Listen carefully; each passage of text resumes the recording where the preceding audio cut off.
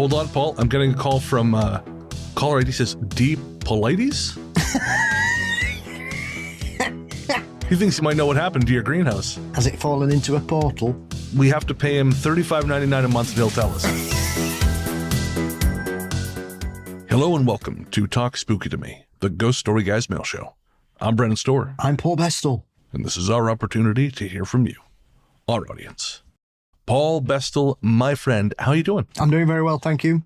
Very well indeed. The sun is out, the sky is blue. It's beautiful, and so are you, Brennan. So I'm delighted to be here. You only said that so I wouldn't tell you to fuck off because the sun is shining where you are. It is snowing here again. God damn it. Yeah, I left the house without my coat on earlier. Lovely. Oh. Going to get warmer tomorrow. Great.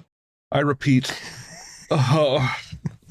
I fucking hate it so much. The sun came out for 2 days and I felt like my soul was just levitating. And then it has just returned not only to low cloud, but low cloud and snow. So I've started, as I mentioned to you, I started microdosing psilocybin again, which I've just decided I'm going to do now in the winter, just full stop, because winter is always not a good time for me. But I started it again, and I told you, I got on the call, I said, I feel kind of weird today. And he said, what's up? And then it occurred to me, oh, right, I did take a capsule full of magic mushrooms earlier. That may have some bearing on it. It may do, but I've also, sadly on Thursday here, we got hit by gale force winds in the UK. It's the tail end of the terrible weather that's hit North America. And when I got up Friday morning, our greenhouse had gone. We don't know where it's gone, but it's not there anymore. So oh my God, it's just blown off somewhere. We're not sure. We'd secured it down. We thought it was safe, but no, it's taken the greenhouse and a tray of strawberries, and they have gone to the great greenhouse heaven, Brennan. And good luck to it. Hold on, Paul. I'm getting a call from caller ID says D. Polites. He thinks he might know what happened to your greenhouse. Has it fallen into a portal? We have to pay him $35.99 a month and he'll tell us. Well, it was bad weather. And after I realised it had disappeared, it did start to rain, washing away the evidence of whatever took it. Them. It. Yep. No, it's all here, man. Your greenhouse got missing 411. Yeah. There must be a special code. It's going to take a mustachioed liar to save us now.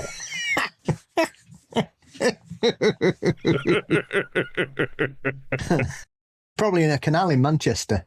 Or getting peed on in Birmingham. Yeah. Folks, you have to listen to the last episode for that to make sense. Yeah, it's either the pusher or the piss goblin that's got it now.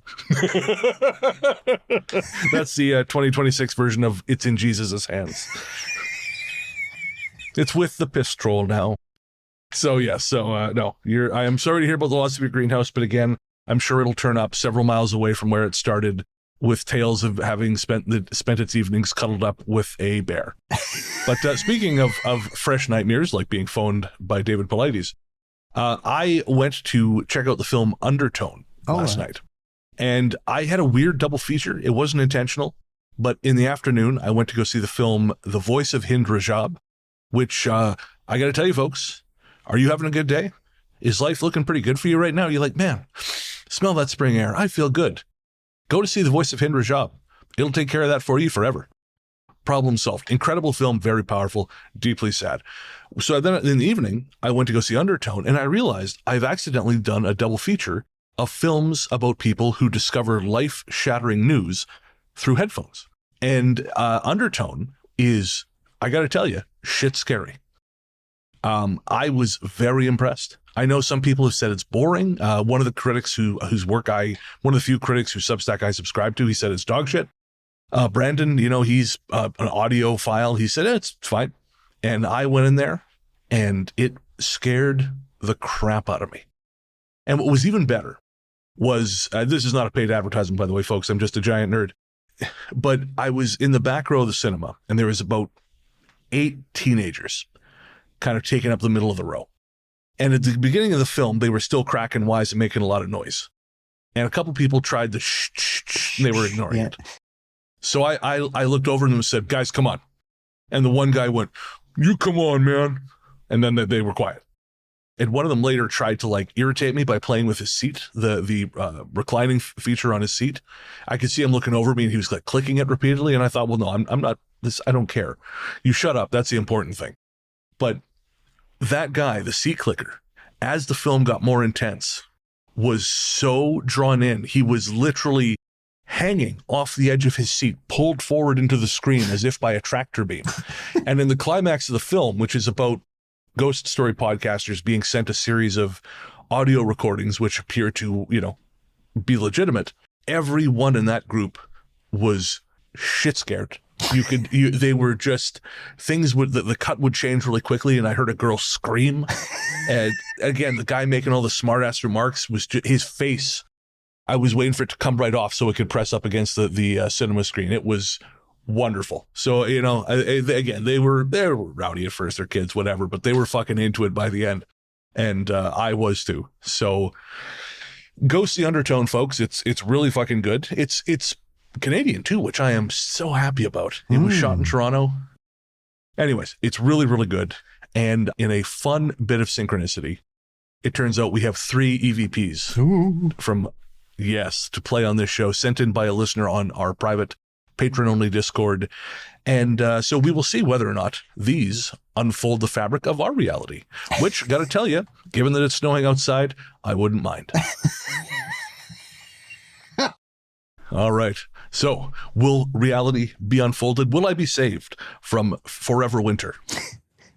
We'll find out at the bottom of this mailbag. Our courteous and efficient staff is on call 24 hours a day to serve all your supernatural elimination needs. We're ready to believe you. Before we get to the first message, speaking of synchronicities, I was sitting on the couch earlier, and I was just looking for something to watch, and I was going to keep watching Abraham's Boys, which I started watching on Prime. Yep. But then when I fired it up, the first thing it showed me was Muck. And it said leaving Prime in 6 hours and 32 seconds. Or I don't know why this is such an emergency.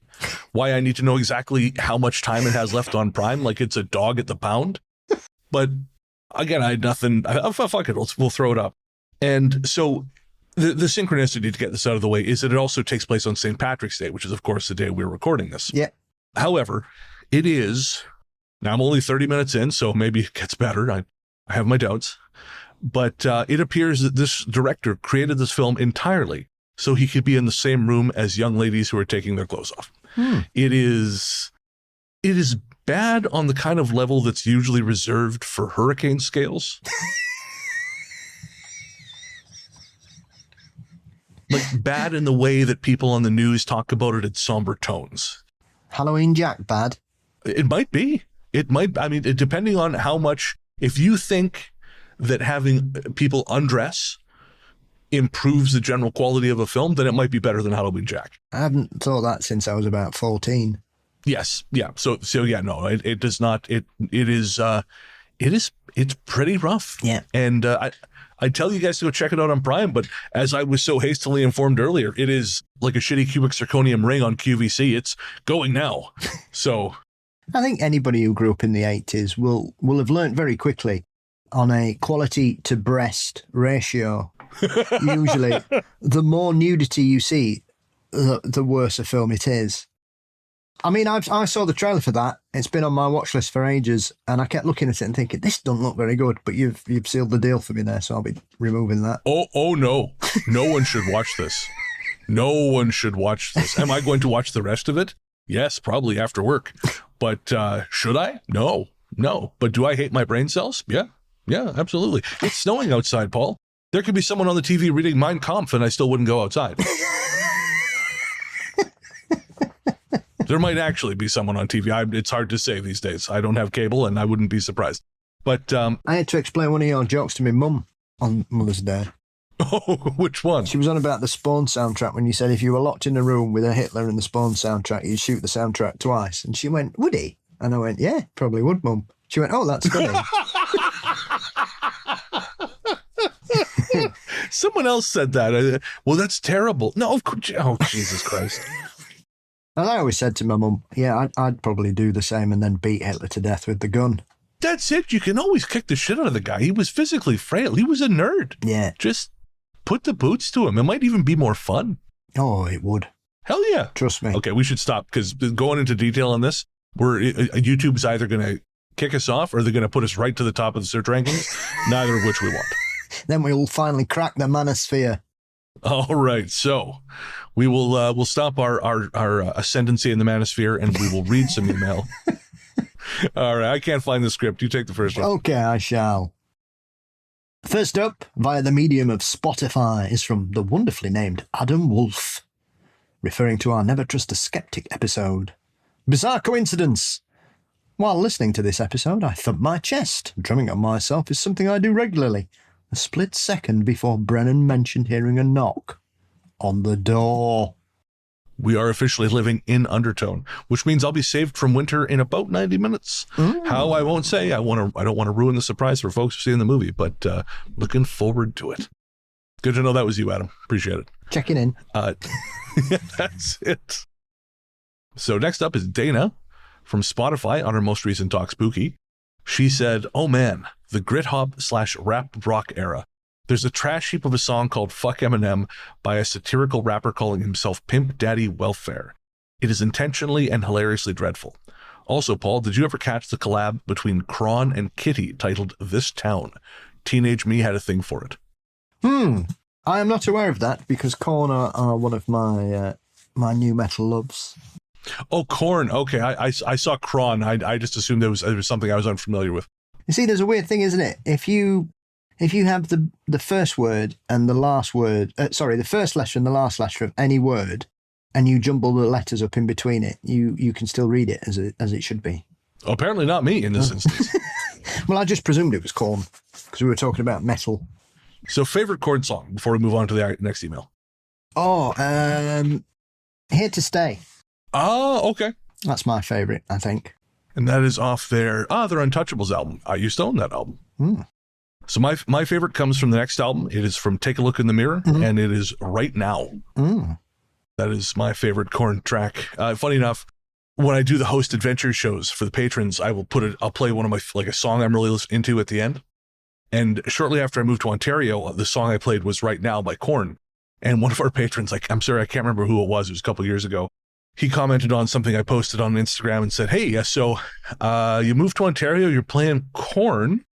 I'm a little worried you're going backwards." I was like, that's fair. It's fair. I'm wearing jeans again. No, it's not good. Well, you see how many cans of White Monster I have in my truck. I was driving a truck at that point, actually, too. I had a rented truck. Next up, Catherine, via email, says, "Hi, Brennan and Paul. A little behind on the feed, but I'm listening to that episode right now, and I do hear a sound. As someone who used to be a regular on a podcast, what it sounds like to me is that something briefly brushed up against the cord of the mic that Paul was using. Since you didn't see anything on the video, maybe it was a pet or something below Paul's desk, out of view of the camera. Sorry, my first thought is so mundane. I hope you solve the mystery. And thank you, as always, for all the work you do on the show. All the best, Catherine." Well, thank you, Catherine. And I don't think there's anything wrong with suggesting mundane answers. I think we need to do that first. Rule out the mundane and then move on to the things which are a little spookier. Yeah. My microphone leads don't go under my desk. Oh, okay. So, and it wasn't like you brushed against it or anything like that? The only one I've got is my earphone here. Right. Everything else is behind the laptop on the desk. Interesting. Yeah, and for reference, we're referring to an episode. I can't remember which one specifically. It was a couple episodes ago. But we had a bit of an odd thing where I was editing it afterwards, and I heard something behind Paul's voice. It's and it was in the original recording, because sometimes the processing I do will create little anomalies. But this was there right from the jump. Yes. And it was strange. Again, I'm sure there's some mundane explanation, but it was odd enough I sent it to you right away. That usually I only do that if something is pretty weird. Yes. Next up is Vanessa via email. Vanessa says, "Hey guys, I felt compelled to write and comment on Paul's suggestion for removing wax with an iron. I have a funny story, and I can confirm this works. It was my grandparents' 60th wedding anniversary, and I bet you Danny Robbins isn't getting messages like this, is he? Yeah. Fuck him. He's not out there in the trenches sharing family secret home tips. Is he, fuck? That's it. Dance back, Robbins. I know I said I'd stop doing that, but whatever. You'll be a believer if you get wax out your carpet by listening to me, I'll tell you that. So sorry, Vanessa says, it was my grandparents' 60th wedding anniversary, and about 200 family and friends were gathered in a community room at a retirement home where we were warned that it had just been thoroughly cleaned and we had better not party too hard and make a mess. Well, somewhere along the way, apparently we ended up partying too hard and ended up with wax all over the carpets. Imagine half the guests there being elderly and running about absolutely freaking out because the youngins had partied too hard and were going to get us all in trouble. Fortunately, I just watched a video a month earlier on removing wax from carpet with paper towel and an iron, so guess who came to the rescue?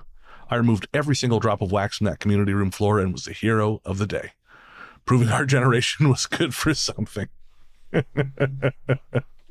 Vanessa, you're my hero too, because that is quick thinking. And I just ended up sending those, because of course I was joking, folks, if you don't know about, I got wax on the old modem and router that I had to send back to the internet company. And I was trying to come up with ways to get it off there. And finally, Paul suggested an iron, and I said, you rube, you fool. I have 2 video game consoles and no iron.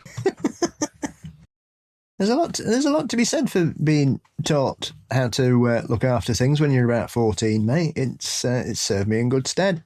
Like I say, I'm amazed. Amazed at the amount of blokes I know can't iron, don't know how a washing machine works, struggle to cook. Well, thankfully, I don't have the other 2. I just I can iron. I just do not own one, because if you have pleats in your pants here, people look at you funny. Well, you don't do it that way. Why would you? We're not turning this into home tips with Paul. You should always flat. It's only trousers that should be pleated. Jeans should always be ironed flat, never pleated. Come on, fucking hell. Jesus. Wet shorts as well. Tailored shorts, they should have pleats. If they're denim, no, flat. Jeans flat, trousers pleated. Come on. 2026. While I deal with the humiliation that this has brought down on my household, we're going to take a quick break for some ads. It's like wearing red and green together. What are you doing?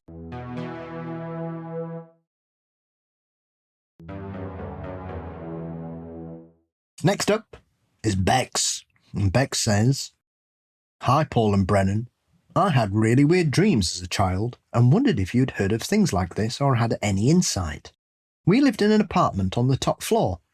I used to be scared to go to sleep at night sometimes, as I would think I heard what sounded like heavy furniture being moved and scraped across the floor. It would go on for what seemed like a very long time and seemed loud and frightening to me.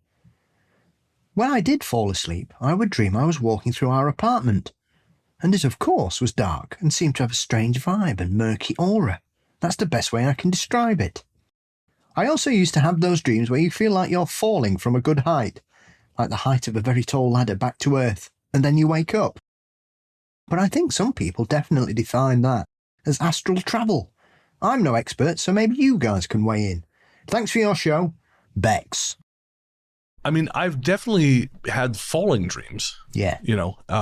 That's the 100% of the thing I've had. I know some people, yeah, exactly. And I've had some people say there's a certain thing that happens in your brain when you're falling asleep that can make it feel like you're falling. But I don't know exactly what that is. It's aliens. Oh, yeah, of course. Pardon me. I always like those people that said, well, if you feel yourself land, you died. And I said, well, how do we know that then? Oh, yeah. My grandmother used to say that. If you die in your dreams, you die in real life. Thanks, Grandma. 2, yeah, if you hit the ground, you die. I know. She was not a well-educated lady. Been reading Tom Sleeman's ghost books? The Star and the Inquirer, I think, were the extent of her literary inquiries. Yeah, it's better than reading crap in the Liverpool Echo every week. Well, that's fair. That's fair. But Bex, in terms of the falling dream, I mean, that's hard to say, right? There does seem to be a physiological cause to the falling and then waking up. But what you're talking about, the dreaming that you're walking through your apartment, I mean, it's very possible that's what do you call it? Astral travel, or out of body experience, because it may be, and I know some people have very detailed out of body experiences. You mentioned it's dark for you. For other people, that's not the case. But I wonder if it maybe is just depending on how skilled you are at skilled is the wrong word, but your ability at navigating that. Maybe, if it's a kind of an like raw, unrefined natural talent, maybe you can't see everything properly. So it appears dark, because obviously light would be different because you're not looking at the world through actual eyes. So it might be, again, this falls into the category of it's a very complicated thing, and it's beyond my ability to explain, but I have no problem believing that you were journeying outside your body 100%. Well, you're the dream expert on this team, my friend. But everybody's had the falling dream. Oh, yeah. You and I went to go see a dragon in my dreams. Yeah. I maintain that you were actually there. I know you didn't dream it, but I maintain.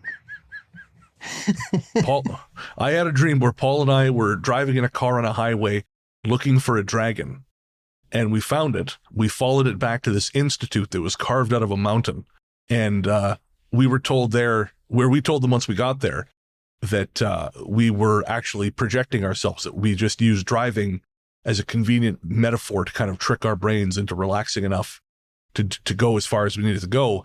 And the scientist got all pissy because he said, no, it's not possible. You can't astrally project that far. And so I got into an argument with this guy. And again, it goes on. I won't spend a lot of time with this, but Paul's like, I don't dream. And I think, no, you were there, motherfucker. You were there. You pet that dragon. Yeah, you just don't remember Mr. you pet that dragon. He looked like he was made of aloe leaves. It was a very strange dragon. Well, it can be all kinds of things. He was very friendly, though. There was a dragon that lived in Ivor the Engine's fuel box. So, they'll live wherever. See, bet you didn't know you were going to learn about dragons when you drunkenly downloaded this podcast. Or one of the lesser weird 70s classic children's programs from Britain, Ivor the Engine. I just assumed this was a British TV program. Of course it is. Of course it is. Yeah, no, it's an everyday story about a sentient train from Wales who's friends with a dragon. It's a tale as old as time. They always used to go, when he was setting off, because he was a steam engine, obviously. Ivor. Of course. Ivor the Engine. Beautiful. Well, let's read another fucking email. Woo woo! So this one comes from the Optional Platypus, who sent it via Instagram, who says, it's a great name. It is. I have not been able to listen to podcasts nearly as much as I want to, but your curation, photos, and vibes here on IG are top tier and appreciated every day. So just taking this moment to tell you and express gratitude to all involved with Ghost Story Guys for good content on multiple fronts. And Optional Platypus, hopefully one day you'll hear this. I thanked you on on Instagram as well, but thank you very much. I actually think that's pretty common. I think I've had a few longtime listeners, like long-time listeners, reach out and say, hey man, I still love your show, but I can't focus enough to listen to podcasts right now. And I think that's pretty common. I think just with everything going on right now, it is, I think, tough to pay attention to enough things. I think it's so hard. I think so much is pulling our focus away that the additional noise, I mean, this could just be cope, of course, just people hate me now. It's fine. But no, I do think there is, I think there is an element of just, at least during COVID, it was something that we were like, there was something to escape into. But I was talking with a friend about this, and with everything going on, the war and all these things, I think there's an increased anxiety. And I think with that increased anxiety is just your focus narrows and you kind of tune into what's really important to you. Well, I grew up in the 80s, so this current conflict's a walk in the park, really. Watch Threads. That'll chill you out. Yeah. Watch Threads, then watch. If you're still alive, watch The Voice of Hind Rajab. That'll finish you off. I got a message from somebody the other day who watched it for the first time. He went, "It's a bit grim, innit?" I went, "It's supposed to be." That is the understatement of the year. It's supposed to be. It's a bit grim. Because obviously it was March when the bomb drops. So Threads Day, I think it was the 3rd of March. Threads Day, yeah. Cool. Yeah. So we all went out and looted some shops. That's what we like to do. It's the English way. And then chase the blonde-haired ones back to the tunnels. As is also the English way. Next up, from Beth G on Instagram. And Beth says, "Hey guys, I'm listening to your latest episode as I wait for the caffeine to hit my flu-ridden veins so I can finish my assignment that's due tomorrow. Never, I repeat, never do a postgrad, folks. Just wanted to drop a note to say how much I love Paul's story about his interaction with that little boy. The kid absolutely chose the perfect person to ask that question. As an AUDHD adult, an experience like that as a kid would have given me so much confidence and hope. Also, Bren, your comments about LinkedIn had me laughing hard. I sadly do have to use it for my business, but it's so gross. And the men who use LinkedIn to hit on women? Stop! I may not be the most naive sausage in the pan, Brennan, but I've seen some of the shit women have to deal with on normal platforms. What kind of loser is trying to get his end away by using probably the most annoying platform on earth? Dude, I had the same thought. When I got that message from Beth and I realized that dudes are out there trying to hit on women through LinkedIn, I nearly lost all hope. Maybe some of these people think B2B means boob to boob. Or bum to bum. All are welcome.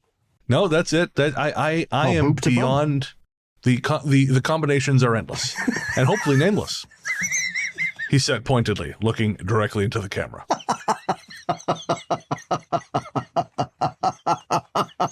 God, LinkedIn is the worst. That is I know sociopath is no data term. I don't care. You know what I mean? That is a sociopath's delight. Yeah. Again, like what finishing too fast and falling asleep on my partner says about business to business sales.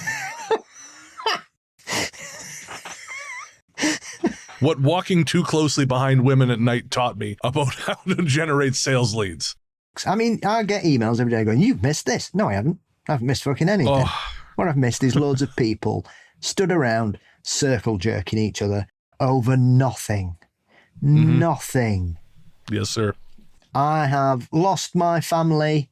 My children don't talk to me, but this is how many sales I've made this month. And you too can be a lonely, angry workaholic like me by following these steps. By the way, do you want a dick pic? I can only get hard if you say KPI.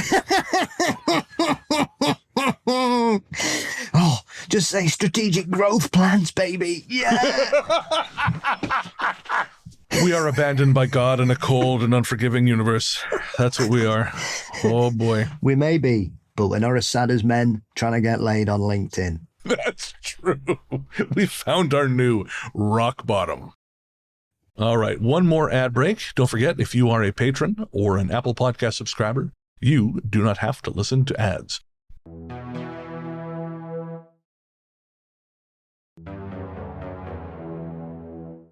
Next up is from Sleepy Burrito 87 on YouTube, who says, "The Bulwark." And this is from a comment I made on the last episode 236, where I said that the only reason we live past 35 is to be a bulwark between, our kids and whatever happens to be at the bottom of the stairs.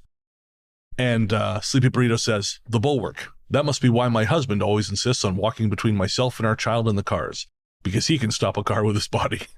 He might be. Has he had any cybernetic enhancements recently, Sleepy Burrito? You may be surprised. Was he a secret space soldier?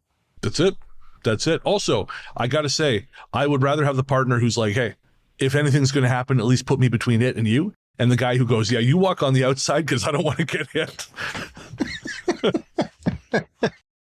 I mean, to be fair, the kid should be there first, really, shouldn't it? Elaborate. Because it's the youngest. Remember, you're being recorded.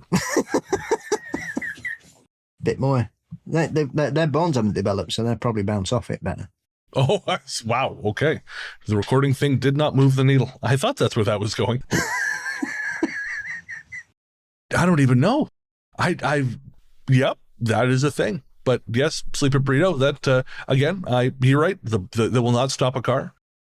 People, but it's one of those things, right? Again, it's a gesture. Mm. And people are weird about car stuff. Like Nick, sometimes she always used to be terrified of cars. I would walk out, I would run across a road and she would stand there on the curb just, I'm going to get hit. Now she'll walk out in the street like she's a parade marshal. And she'll tell me like, if I get hit, sue them for me. No, I just want you here. I don't want to sue them. I don't want their money. I want you alive. Jesus, the number of times she said that, if anything, hell, I'll just sue them. I don't want to sue anyone. I just want you to be here existing. I mean, to be fair, I tend to stand roadside if me and Julie are walking anywhere. Oh yeah, I do too. Yeah, I don't know where it comes from. I'm sure it's. I take the dog for a walk. He's always on my inside, not my outside. Yeah, no, I do the same thing. And especially if you've got kids, because they'll just go hey and just run off somewhere. That happens all the time. That happened to me. I remember seeing that. It's one of them things that you hear about and you sometimes think, no, I've never seen that. Can't really still be happening. But it was ironically, it was the first day, or basically the last day of normality 6 years ago. And I was walking home from the office behind a guy with his 2 twin boys, gorgeous looking little lads they were. They're about 2 or something. And clearly these twins had very distinct personalities, because you got the one who was very nicely walking along with his dad, and you got the other one who was just fucking running everywhere. And he literally, he was like 20 foot in front of me, and this kid just stopped and just went straight into the road. Oh, God. And luckily, because it was like the last normal day before we all got locked down, there were very few cars on the road. Right. And it basically grabbed him and pulled him back. And his dad were like that. And he nothing to do with it, dad. He couldn't do anything about it. This kid just went, whoa, I'm off. Oh. So, yeah, keep them inside. Like cats, just keep them inside. Well, I meant to the inside, not lock them home. Oh, okay. Okay, I guess it's not great that I agreed with that so readily. Christ. It says more about you than me. I was you're 100% right. I was making a badly timed humorous comment, and you're wanting to lock children away forever now, like the child catcher from Chitty Chitty Bang Bang.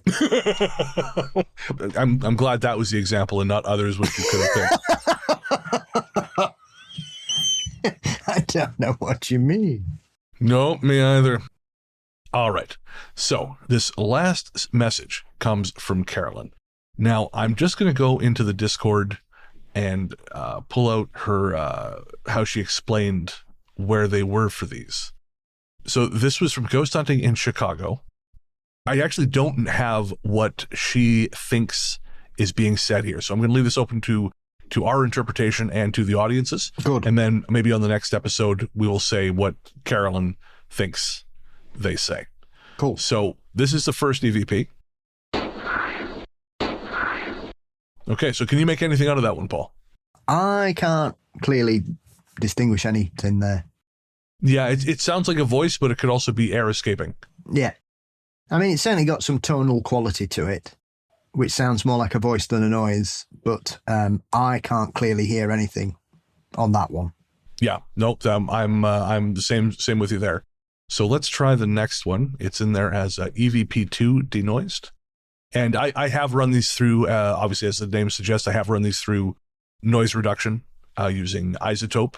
So they are altered, but only in the sense that they're easier to hear. The same voices you're hearing are all audible with or without the processing. This just makes it easier to listen to. These mattresses are really squishy. They move very, very easily. So you know, it's like Princess and the Pea. These mattresses are really squishy. They move very, very easily. So you know, it's like Princess and the Pea. That says to me, the first one I can't make anything out, but I'm going to tell you exactly what I think this one sounds like.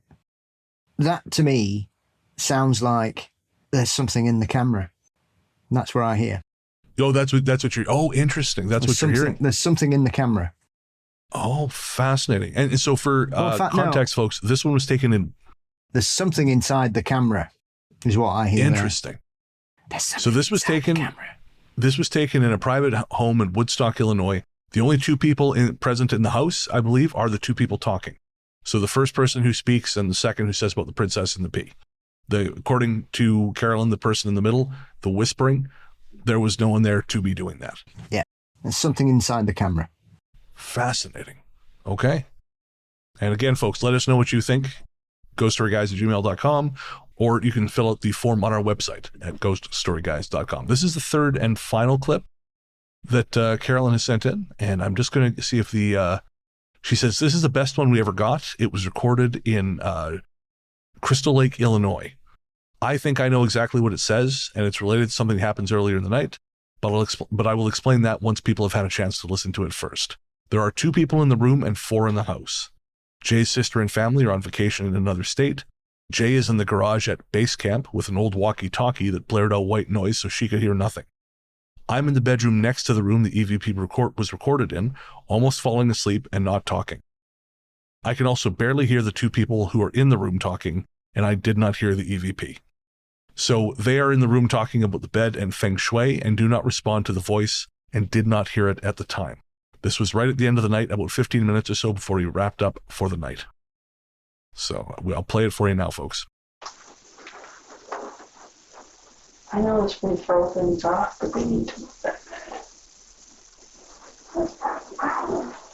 You think so? Yep. Why? Feng shui-wise, it's not a good idea because he's off center from where the door is. He needs. I know it's when throw things off, but they need to move that. You think so? Yep. Why? Feng shui-wise, it's not a good idea because he's off center from where the door is. He needs. So to me, that one, it actually sounds like something to me. That one sounds like, what's that light? I think What'd you get? Who's that laughing? Oh, okay. Who's that laughing? Interesting. Little kid's voice. And of course, this is the thing with EVPs. This is why, researchers will not take them as actual evidence of the paranormal because there is so much interpretation. Yeah. But it is unquestionably a voice, regardless of what you think it says. That is a person speaking who was not present in the room at the time. Well, it's clearly a child's voice. Yeah, 100%. Can't tell if it's a boy or a girl, but the second and third clips, I can clearly hear words and phrases. The first one, I could be old. Yeah, same here. Again, someone suggested it sounded kind of like L'chaim, but who's to say? I mean, it's so quick. But those other 2 are unquestionably something. There is something there. There is someone speaking. And so, yeah, let us know what you think. Again, ghoststoryguys@gmail.com, or you can fill out the form at ghoststoryguys.com and let us know. And again, when we come back on not next episode 237, but on the next Talk Spooky, so 2 weeks from this, we will let you know what Carolyn says. She thinks they are saying and why. Fascinating. Thank you for sharing those. Yes, thank you very much. I'm excited to be doing more stuff like this. It's I thought, well, let's do it. We got a section in the Discord where people can send us stuff, and of course, if you're out there, you can send us stuff as well through the places I've mentioned, ghoststoryguys@gmail.com. You can't send us things through the form. You can send us emails, but not files. We're also on Instagram as The Ghost Story Guys. We're on Facebook as The Ghost Story Guys Cabin. We're on Reddit as r/Ghost Story Guys Podcast. And thanks to everyone who submitted stuff to us. Again, everyone who leaves comments in all these places, Spotify, YouTube, everywhere. LinkedIn. You leave comments. LinkedIn. Oh boy. Yeah. Not all the comments on LinkedIn, I'll tell you. Keep going, boys. One day Brennan might succumb. Sometimes I do get lonely here in Ontario. But never lonely enough to log into LinkedIn. Nope, that's true. That is absolutely true. Paul, my friend, where can everyone find you online? You can find Mysteries and Monsters across most social media networks and all podcast sites. Fabulous. I'm Largely the Truth on Threads, Instagram, Blue Sky, and Letterboxd. You can find my horror fiction show, Fear Daily, everywhere fine podcasts live. That's co-authored with Brandon Scheck-Snyder. And you can find me reading Ruth Roper Wild's These Haunted Times series on Audible. The most recent edition, Volume 6, is now available for your purchasing pleasure. All right, and of course, it would hardly be an episode of Talk Spooky without a song. This time around, we have a new track from our friends at Punkerton Records. They're back after a brief hiatus, and it kind of fits in with the way things have, the way this year started out. Of course, the beginning of this year, very difficult with the loss of Mark Semler, our longtime friend and contributor, as well as another friend of mine, Charlie Winking, who was a wonderful person who was taken too soon, and Christine, who is also, again, very, very young and also taken entirely too soon. And it looks like we're not the only ones who've had a difficult time of it, because the single we're playing tonight is from the UK emo punk band Tired of Fighting. It will be out by the time you hear this on March 20th. It is a tribute to Tired of Fighting's lead singer and guitarist to his beloved grandmother, Marjorie, who passed away from an aggressive tumor last year. So again, the song is called Just For Me. The band is Tired of Fighting, from our friends at Punkerton Records. If you like what you hear, click the link in the show notes or search for Tired of Fighting wherever you stream your tunes. Thanks as always, folks. We cannot tell you how much we appreciate every single one of you listening, reading, writing, everything you do. Every message you send us matters to both Paul and I. And again, even if you don't hear back, we've read it and we appreciate you very, very much. We will be back next week with episode 237. But until then, we will leave you with Tired of Fighting and Just For Me. This is just for me. This is just for my sanity, to feel a little less guilty. But when I said I was busy, let's sing so loud it'll trouble the heavens. So angels glide over trembling clouds. Let's sing so loud the dead can live on, just for a moment inside a song.